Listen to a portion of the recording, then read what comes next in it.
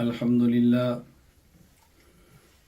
لله نحمده ونستعينه ونستغفره ونؤمن به ونتوكل عليه ونعوذ بالله من شرور أنفسنا ومن سيئات أعمالنا من يهده الله فلا مضل له ومن يضلل فلا هادي له ونشهد أن لا إله إلا الله وحده لا شريك له ونشهد أن سيدنا ومولانا محمدا عبده ورسوله أما بعد فأعوذ بالله من الشيطان الرجيم بسم الله الرحمن الرحيم فالصالحات قانتات حافظات للغيب بما حفظ الله يا رب صل وسلم دائما أبدا على حبيبك خير الخلق كلهم هو الحبيب الذي ترجى شفاعته لكل هول من الأهوال مقتحم اللهم صل على محمد وعلى آل محمد كما صليت على إبراهيم وعلى آل إبراهيم إنك حميد مجيد اللهم بارك على محمد وعلى آل محمد كما باركت على إبراهيم وعلى آل إبراهيم إنك حميد مجيد۔ اللہ تعالیٰ کا فضل، اللہ تعالیٰ کا کرم اور اللہ تعالیٰ کا احسان ہے کہ آج ہم مرکز اصلاح النساء کے سالانہ اجتماع میں شریک ہیں۔ مرکز اصلاح النساء خالصتاً امت مسلمہ کی ماؤں، بہنوں اور بیٹیوں کی تربیت کے لیے بنایا گیا ہے۔ ہم چونکہ مسلمان ہیں، اللہ رب العزت کی ذات کو مانتے ہیں، تمام انبیاء علیہ السلام پر ایمان لاتے ہیں، رسول اکرم صلی اللہ علیہ وسلم کو نبی اور آخری نبی مانتے ہیں، قرآن کریم کو وحی اور آخری وحی مانتے ہیں، اور اس امت کو آخری امت سمجھتے ہیں۔ اس لیے اللہ تعالیٰ کے احکامات جو رسول اکرم صلی اللہ علیہ وسلم کے مبارک واسطہ سے ہمیں ملے ہیں، ان پر عمل کرنا ضروری سمجھتے ہیں۔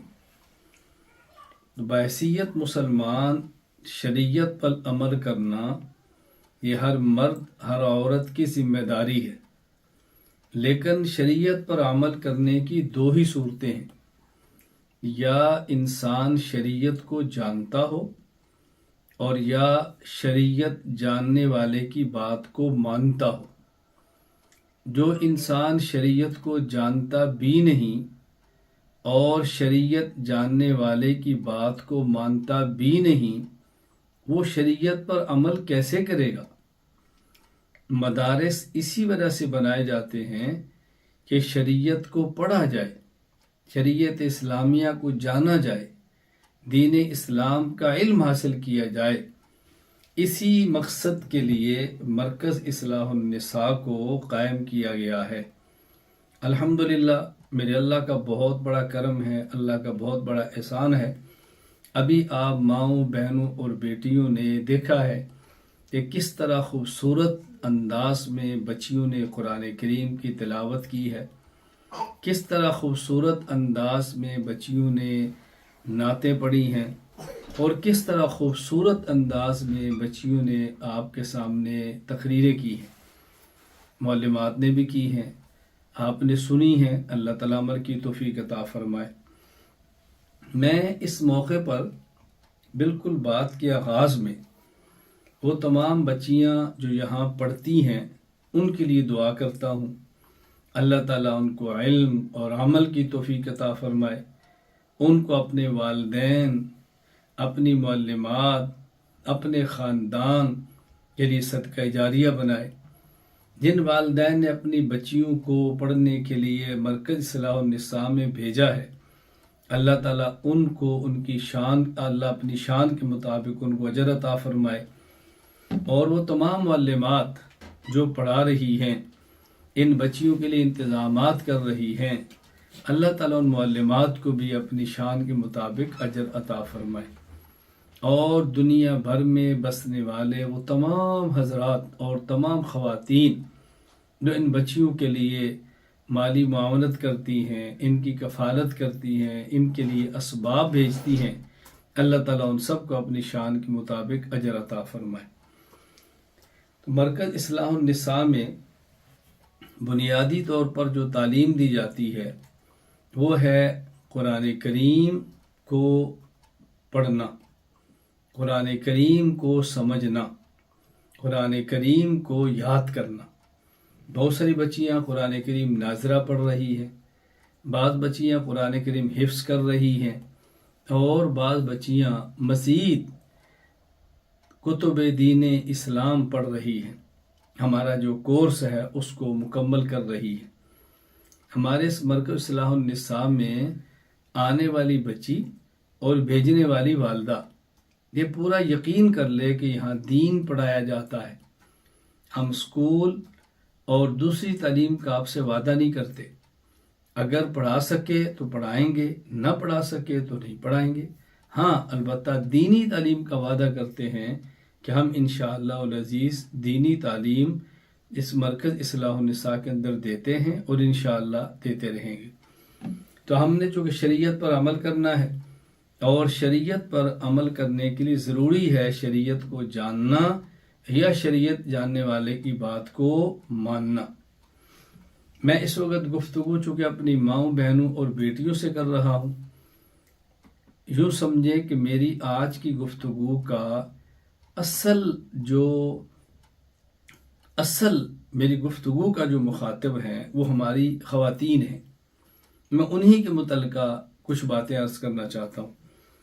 میں نے قرآن کریم کی تلاوت کی ہے، فالصالحات قانتات حافظات للغیب بما حفظ اللہ،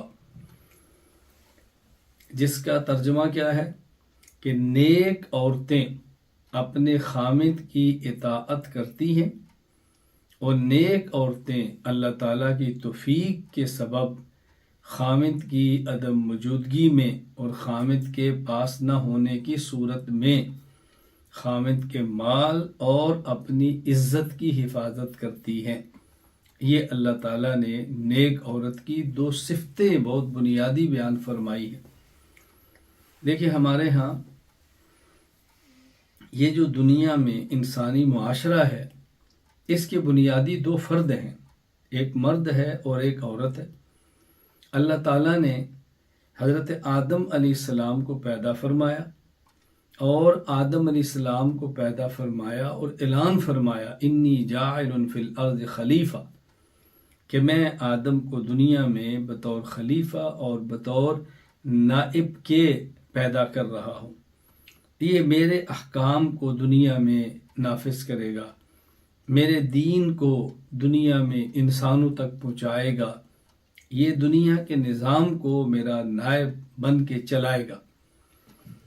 حضرت آدم علیہ السلام کے ساتھ بطور معاون اور آدم علیہ السلام کو سہولت دینے کے لیے اللہ تعالیٰ نے حضرت حوا کو پیدا فرمایا۔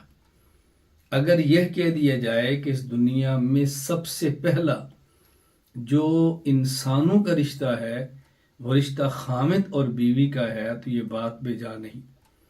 آپ اس سے اندازہ فرمائیں کہ خامد اور بیوی کا رشتہ کتنا پاکیزہ اور کتنا مقدس اور کتنا عمدہ ہے کہ اس کائنات انسانی میں سب سے پہلا رشتہ جو مرد اور عورت کے درمیان ہے وہ خامد اور بیوی کا ہے۔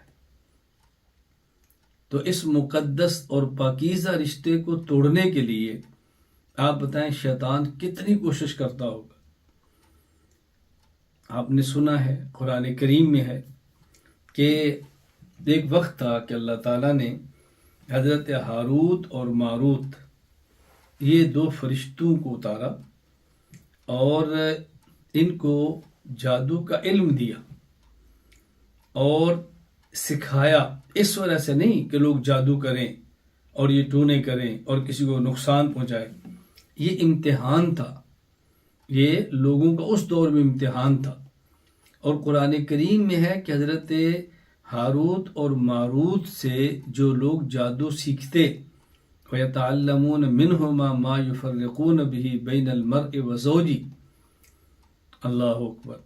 یعنی کتنے لوگ تھے جو اس وجہ سے سیکھتے کہ خامد اور بیوی کو توڑ دیا جائے، اس گھروں کے ٹکڑے کر دیے جائے. خامد اور بیوی کے الگ ہونے سے دو خاندان الگ ہوتے ہیں، پورا انسانی معاشرہ ٹوٹ پھوٹ کا شکار ہوتا ہے، اور وہ تباہی اور بربادی ہوتی ہے کہ میں آپ کو کیسے بیان کروں. اللہ ہمیں بات سمجھنے کی توفیق عطا فرمائے.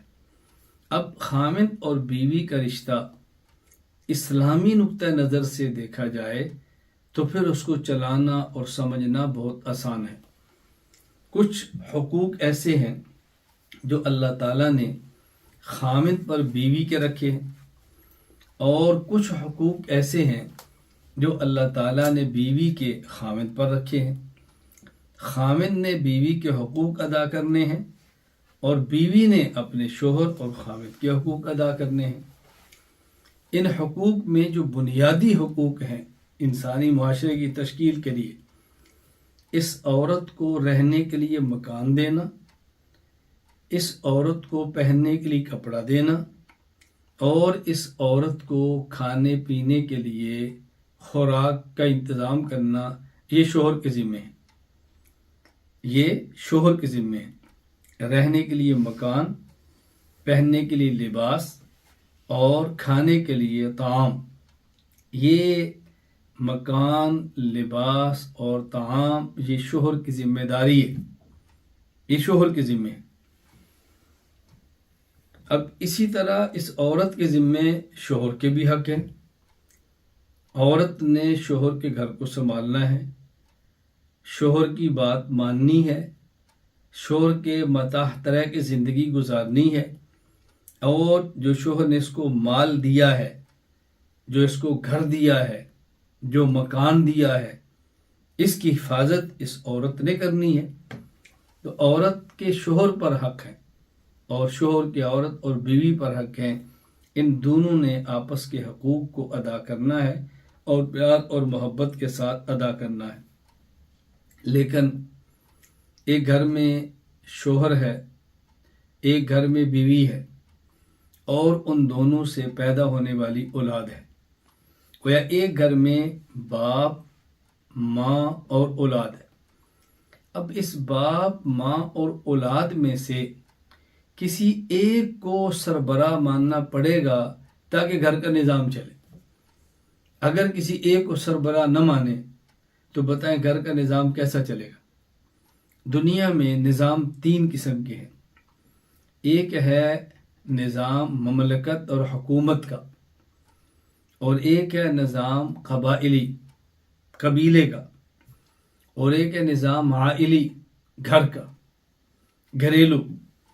اب آپ پوری دنیا میں غور کر لیں تو پورے ملک کا نظام اسی وقت چلتا ہے جب ایک سربراہ ہو، اور پورے قبیلے اور خاندان کا اسی وقت نظام چلتا ہے بطور قبیلہ کے جب قبیلے والے کسی کو اپنا سربراہ مانے. تو ظاہر ہے گھر کا نظام بھی اسی وقت ہی چل سکتا ہے نا جب کسی کو گھر کا سربراہ مانا جائے. اگر کسی ملک میں کوئی ایک سربراہ نہ ہو، مختلف لوگ اپنی باتیں کریں، مختلف لوگ اپنی منوائیں، تو ملک تباہ ہوگا. اسی طرح اگر ایک خاندان اور قبیلے میں مختلف لوگ سرداری کے دعوے کریں اور اپنی اپنی بات منوائیں تو قبائل کا نظام ختم ہو جائے گا. اسی طرح اگر ایک گھر میں خامند اور بیوی اور اولاد، ان تینوں میں سے ہر ایک اپنی منوائے اور ہر ایک سربراہ بننے کی کوشش کرے تو گھر کا نظام نہیں چل سکتا. اللہ تعالیٰ نے بڑا واضح لفظوں میں یہ حکم دیا ہے، اور واضح لفظوں میں اللہ تعالیٰ نے اپنی بات سنائی ہے جس کو ماننا ہمارے ذمہ ہے. فرمایا الرجال قوامون علی النساء، بما فضل اللہ بعضهم علی بعض وبما انفقوا من اموالهم، کہ جو مرد ہیں یہ عورتوں پر حاکم ہیں، مرد یہ عورتوں کے سربراہ ہیں۔ الرجال قوامون علی النساء، اللہ اکبر، رجال رجل کی جمع ہے اور النساء امرأتن کی جمع ہے، تو الرجال کہتے ہیں مردوں کو، النساء کہتے ہیں عورتوں کو۔ یعنی جب مردوں کی اور عورتوں کی کمیونٹی ہوگی، سوسائٹی ہوگی، تو اس میں مرد کی حیثیت سربراہ کی ہوگی۔ یہاں یہ نہیں بتایا جا رہا کہ مرد افضل ہے یا عورت افضل ہے، اللہ کا مقام مرد کا زیادہ ہے یا عورت کا زیادہ ہے، یہ نہیں بتایا جا رہا۔ یہاں بتایا جا رہا ہے کہ مرد اور عورت میں سے حاکم اور سربراہ کون ہے۔ اللہ کے ہاں تو مقام اس کا زیادہ ہے جس کے اعمال اچھے ہیں، جو نیک ہے، جو حقوق ادا کرتا ہے، جو گناہوں سے بچتا ہے، وہ مرد بچے تو مرد افضل ہے، عورت بچے تو عورت افضل ہے۔ اللہ کے ہاں کس کا مقام زیادہ ہے، یہ قانون الگ ہے، اور دنیا میں حاکم کون ہے، یہ قانون الگ ہے۔ اس آیت میں بتایا یہ جا رہا ہے کہ مرد عورت پر حاکم ہے، مرد عورت پر حاکم ہے، بات سمجھنا۔ اور دو وجہ اللہ تعالیٰ نے قرآن کریم میں بیان فرمائی ہے۔ نمبر 1 بما فضل اللہ بعضهم علی بعض، نمبر 1 اس وجہ سے کہ ان مردوں اور عورتوں میں سے بعض دوسرے مردوں اور عورتوں میں سے بعض پر خرچ کرتے ہیں۔ آیت کریمہ کو سمجھیں، اللہ تعالیٰ نے یوں نہیں فرمایا کہ مرد عورت پر حاکم ہے۔ کیوں میں اگلی بات بعد میں کرتا ہوں۔ یہاں کیا فرمایا، الرجال قوامون علی النساء بما فضل اللہ بعضهم علی بعض، مرد عورت پر حاکم ہے، کیوں؟ ان میں سے، ہاں مجھ سے غلطی ہوگی، یہ نہیں کہ بعض میں خرچ کرتے ہیں، وہ آگے آ رہا ہے۔ پہلے یہ فرمایا کہ الرجال قوامون علی النساء بما فضل اللہ بعضهم علی بعض، مرد عورتوں پر حاکم ہیں، کیوں؟ اس وجہ سے کہ مردوں اور عورتوں میں سے کچھ کو اللہ نے مردوں عورتوں میں سے کچھ پر اور بعض پر فوقیت دی ہے، مرتبہ دیا ہے، اعلیٰ رتبہ دیا ہے۔ اس وجہ سے یعنی یہ بتایا کہ مرد کو عورت پر ایک فطری فوقیت حاصل ہے، جس میں عورت اور مرد کا کوئی اختیار نہیں ہے۔ یعنی مرد کا جسم نسبتاً عورت کی نسبت سے طاقتور ہوتا ہے، عام طور پہ مضبوط ہوتا ہے، جفا کش ہوتا ہے، اور یہ انسان کی فطری بات چیزیں ہیں۔ محنت کر کے بعض عورتیں مردوں سے بھی مضبوط ہو جائیں، یہ الگ ہے۔ کوئی مرد سست ہو جائے، کھانا کھائے، سوتا رہے اور کچھ نہ کرے تو عورت سے بھی کمزور ہو جائے، یہ ایک الگ چیز ہے۔ یہاں اللہ تعالیٰ نیچر اور فطرت کو بتا رہے ہیں، لیکن فطرت انسانی بیان کرتے ہوئے اللہ تعالیٰ لفظ کتنے پیارے استعمال فرمائے۔ فرمایا بما فضل اللہ بعضهم علی بعض، یا یوں نہیں فرمایا بما فضل اللہ الرجال علی النساء، کہ مرد عورت پر حاکم ہے، کیوں؟ اس لیے کہ اللہ نے مرد کو عورت پر مقام دیا ہے۔ فرمایا نہیں، نہ، بما فضل اللہ بعضهم، اللہ اکبر، یہ بعض کا لفظ عربی زبان میں آتا ہے کچھ کے لیے، جز کے لیے، جز کے لیے۔ تو یہاں یہ بتایا ہے کہ دیکھو، مرد عورت سے ہے، عورت مردوں سے ہے، یہ ایک دوسرے کا جز ہیں، ایک دوسرے کا حصہ ہیں، ایک دوسرے سے جدا نہیں ہیں۔ اللہ اکبر، یہ ایک دوسرے سے الگ تھلگ نہیں ہیں، ان کو اکٹھا رہنا ہے۔ یوں سمجھیں کہ جس طرح انسانی اعضاء ہیں، انسان کے جسم میں سر ہے، انسان کے جسم میں آنکھ ہے، انسان کے جسم میں دانت ہے، انسان کے جسم میں سینہ ہے، انسان کے جسم میں ہاتھ ہے، انسان کے جسم میں پیٹ ہے، پھر انسان کے جسم میں سینے میں دل ہے، گردہ ہے، معدہ ہے، ٹانگیں گھٹنے اور پاؤں ہیں۔ اب اگر یہ کہا جائے کہ انسان کے بعض اعضاء دوسرے بعض اعضاء سے افضل ہیں، اعضائے رئیسہ یہ دماغ اور دل یہ اعضائے رئیسہ ہیں، یہ اہمیت کے حامل ہیں جسم کے دوسرے اعضاء سے، تو اس کا مطلب یہ تو نہیں ہوتا کہ دل الگ ہے، دماغ الگ ہے اور باقی جسم الگ ہے۔ تو جس طرح ایک ہی انسان کے بعض اعضاء وہ ہوتے ہیں تو انسان مکمل ہوتا ہے، بعض اعضاء کو نکال دیں اور نکال کر کے دماغ افضل ہے، دل کو نکال کر کے دل افضل ہے نا، دل بھی افضل اسی وقت ہے جب وہ جسم کے اندر ہے، دماغ اسی وقت افضل ہے جب جسم کے اندر ہے۔ دماغ پورے جسم کو کنٹرول کرتا ہے، کب؟ جب وہ جسم کے اندر ہو۔ دل کی دھڑکن پورے جسم کو چلاتی ہے، کب؟ جب دل جسم کے اندر ہو۔ الگ کر دے تو دماغ جسم پر کنٹرول نہیں کرتا، الگ کر دے تو انسانی جو دل ہے وہ پورے انسان کو حرکت میں نہیں لاتا۔ تو یہ مرد عورت پر حاکم ہے، کب؟ جب مرد اور عورت ہوں گے گھر میں، جب اکٹھے ہوں گے، معاشرے میں رہتے ہوں گے تو تبھی ہوں گے نا، یہ تو نہیں گھر میں عورت ہو ہی نہ اور کوئی مرد حاکم ہے۔ معلوم ہوا کہ گھر کا نظام تب ہی چلنا ہے کہ جب مرد اور عورت دونوں نے ہونا ہے، دونوں میں سے ایک کو سربراہ ماننا پڑے گا تو پھر یہ کام چلے گا، وگرنہ کام نہیں چلتا۔ تو اللہ تعالیٰ فرما رہے ہیں کہ مرد عورت پر حاکم ہے، کیوں؟ ایک تو اس وجہ سے کہ اللہ تعالیٰ نے مرد کو عورت پر فطرت کے اعتبار سے طاقت، قوت، اہمیت، فوقیت اور فضیلت دی ہے۔ نمبر 2، وَبِمَا أَنفَقُوا مِنْ أَمْوَالِهِمْ، دوسری وجہ یہ بیان فرمائی کہ مرد عورت پر خرچ کرتا ہے، مرد عورت کو مکان دیتا ہے، مرد عورت کو کھانا دیتا ہے، مرد عورت کو لباس دیتا ہے، اور ظاہر ہے جو ہاتھ خرچ کرے وہ اس ہاتھ سے افضل ہے جو خرچ لیتا ہے۔ ایک پیسہ دینے والا ہے، ایک پیسہ لینے والا ہے، تو پیسہ دینے والا پیسہ لینے والے سے اوپر ہوتا ہے نا، پیسہ لینے والا نیچے ہوگا تو اس کا مقام تو اس سے کم ہوگا، فطری چیز ہے نا۔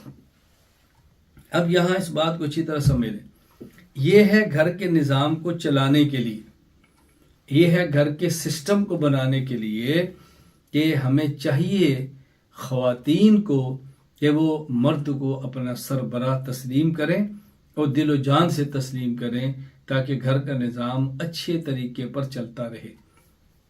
پھر اللہ تعالیٰ نے قرآن کریم میں مرد اور عورت کے لیے جو لفظ استعمال فرمائے بہت پیارے ہیں۔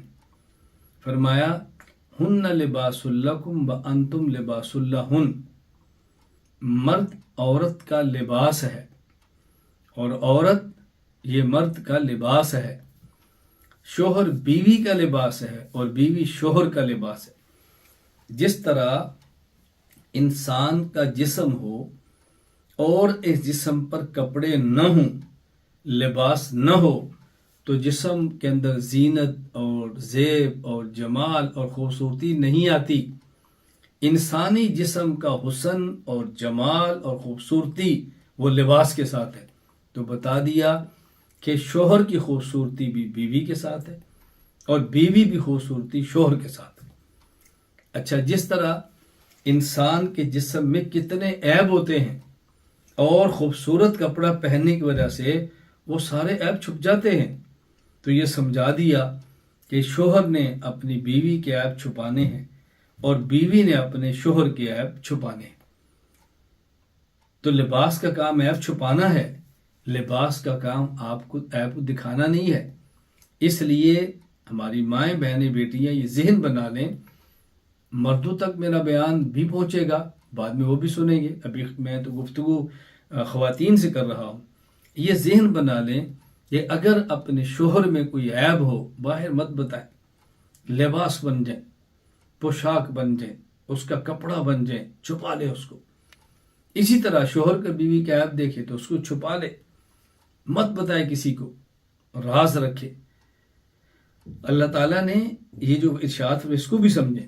اچھا، اسی طرح ایک اور مقام پہ اللہ تعالیٰ نے خامند اور بیوی کے رشتے کو بیان کرتے ہوئے بات سمجھائی ہے کہ یہ آپس میں مشورہ کریں، تشاورن، یہ مشورہ کریں.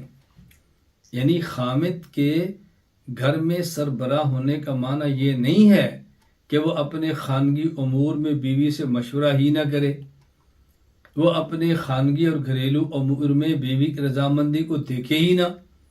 قرآن کریم نے بڑی صراحت سے یہ بات کی ہے، بچے کے دودھ چھڑانے کے مسئلے کو بیان کرتے ہوئے بڑی وضاحت سے بات کی ہے کہ اگر یہ دونوں راضی ہوں، اگر دونوں کا مشورہ ہو تو پھر یوں کر لیں. تو خامد اور بیوی کا راضی ہونا اور خامد اور بیوی کا مشورہ ہونا یہ خانگی امور کو بہت آگے لے جاتا ہے. تو عورت محکوم ہے اور خامد اس کا حاکم ہے. تو حاکم ہونے کا مطلب یہ نہیں ہے کہ یہ عورت سے مشورہ نہ کرے. حاکم ہونے کا معنی یہ نہیں ہے یہ عورت کی رضامندی کا خیال نہ کرے. اسی طرح بیوی محکوم ہے، وہ خود کو محکوم سمجھے. میں یہ بات عرض کر رہا ہوں کہ انسانی معاشرہ تبھی چل سکتا ہے جب ہمارا گھریلو نظام بہت اچھا ہو. تو دین پڑھنے کا اور دین سننے کا بہت بڑا مقصد یہ ہے ہم اپنے گھر کے نظام کو سنواریں، ہم اپنے گھر کے نظام کو ٹوٹنے سے بچائیں، ہم اپنے گھر کے ماحول کو درست رکھیں. جب خامد اور بیوی کے درمیان محبت اور پیار اور رضامندی کا تعلق ہوتا ہے تو اولاد کی تربیت بہت آسان ہو جاتی ہے، اور جب ان میں ہم آہنگی نہ ہو تو پھر اولاد کی تربیت بہت مشکل ہو جاتی ہے.